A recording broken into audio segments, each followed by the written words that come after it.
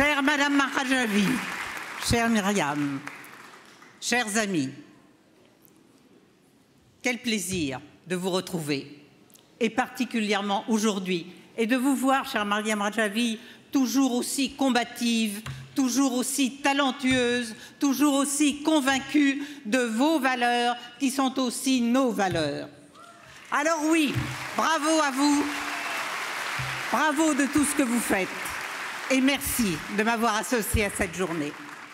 Merci de m'avoir associé à cette journée qui commence en quelque sorte la semaine en l'honneur des femmes.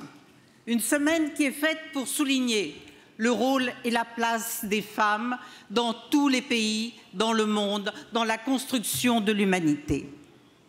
Alors, comment, en cette journée si proche du 8 mars, ne pas avoir une pensée à la fois émue et affectueuse pour toutes celles qui n'ont pas, comme nous, ici, aujourd'hui, la liberté de parler, la liberté de nous déplacer, la liberté d'agir, la liberté de choisir. Comment,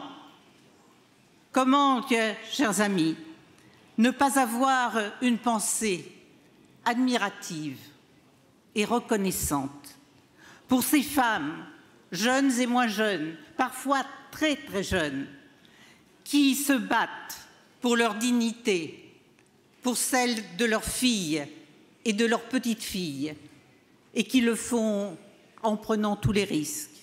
Comment ne pas se sentir solidaire de ces femmes qui, au péril de leur vie, au péril de leur liberté, luttent pour la liberté, justement, pour la démocratie, pour l'égalité. Comment ne pas être aux côtés de ces femmes d'Iran que nous avons vues manifester, malgré tout ce qu'elles risquaient, malgré tout ce qu'elles ont risqué, et en allant jusqu'au sacrifice suprême pour nos valeurs, celles de la démocratie, celles de la liberté, celles de l'égalité entre les hommes et les femmes. Elles sont, tout comme vous, chère Myriam Rajavi, le symbole du refus de baisser les bras devant l'injustice, devant l'ignorance, devant la bêtise, devant la dictature.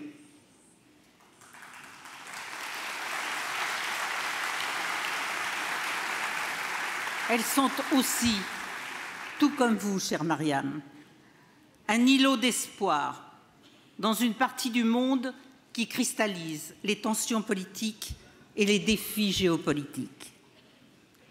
L'Iran, votre pays, est un grand pays, est un pays de culture, est un pays qui a toujours joué un grand rôle et qui a un rôle à jouer dans la stabilité et la sécurité de la région et du monde, qui a un rôle à jouer pour la paix.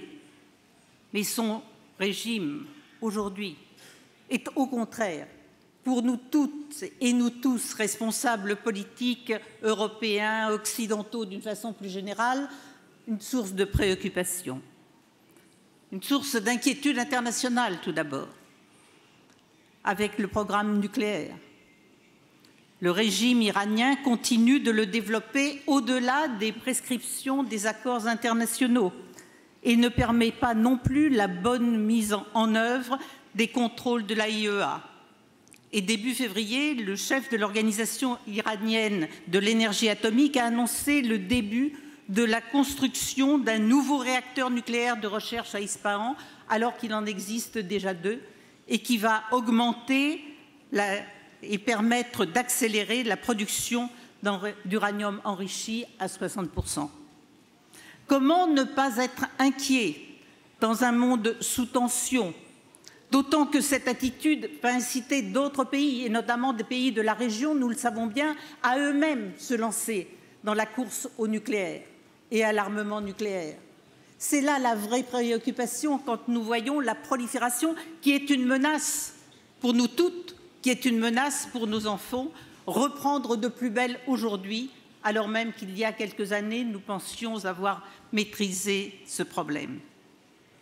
Le gouvernement iranien affirme ne pas avoir l'intention d'utiliser ses capacités pour se doter de l'arme nucléaire, mais comment le croire? Comment le croire quand il est pris en flagrant délit de mensonge sur tant d'autres sujets, et notamment sur le sujet du terrorisme? C'est le deuxième sujet d'inquiétude, d'ailleurs, de la communauté internationale à l'égard du régime iranien. Le soutien aux groupes ou aux actions terroristes qui vont du Yémen au Liban, en passant par Paris ou Bruxelles. Et c'est toute la région qui est déstabilisée, mais c'est une menace aussi qui pèse sur d'autres pays. Les groupes armés ou aidés logistiquement par l'Iran, nous les retrouvons aujourd'hui, ils sont évidents, ils sont révélés aux yeux du monde. Alors effectivement, comment faire confiance à un régime qui prend des engagements qu'il ne tient pas?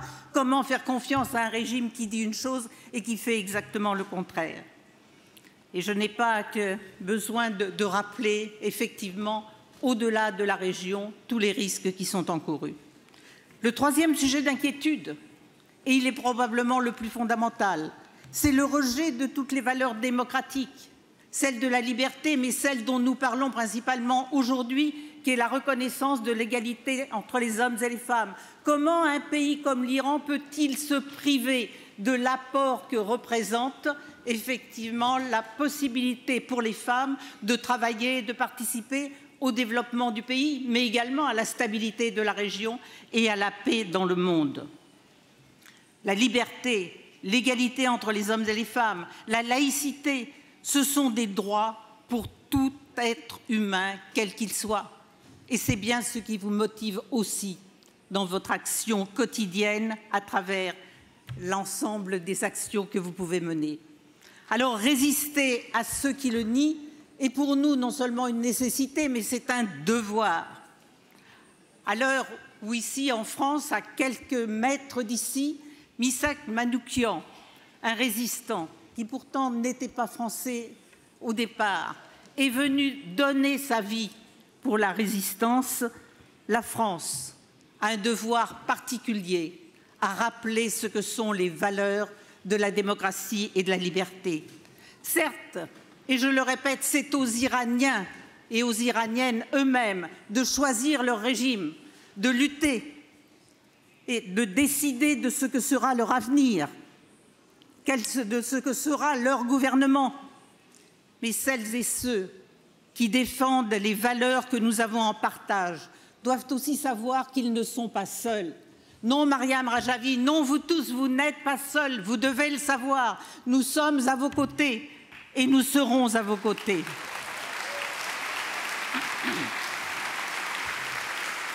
Et les femmes doivent particulièrement le savoir, parce que vous avez eu raison de le dire, tout comme Najat l'a dit également tout à l'heure.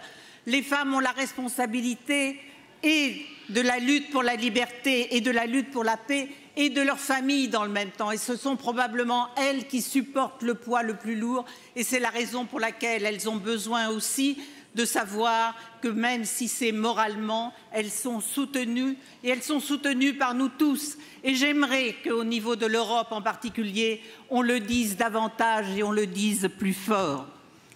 La résistance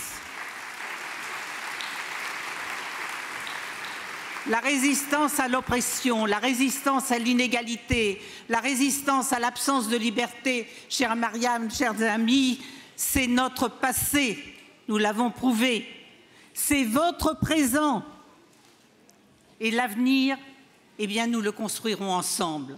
Et en terminant, je veux simplement vous faire le cadeau de cette maxime qu'un régiment de militaires auquel je suis particulièrement attachée dans ma région a. Cette maxime, c'est « qui ose gagne ». Nous gagnerons, vous gagnerez.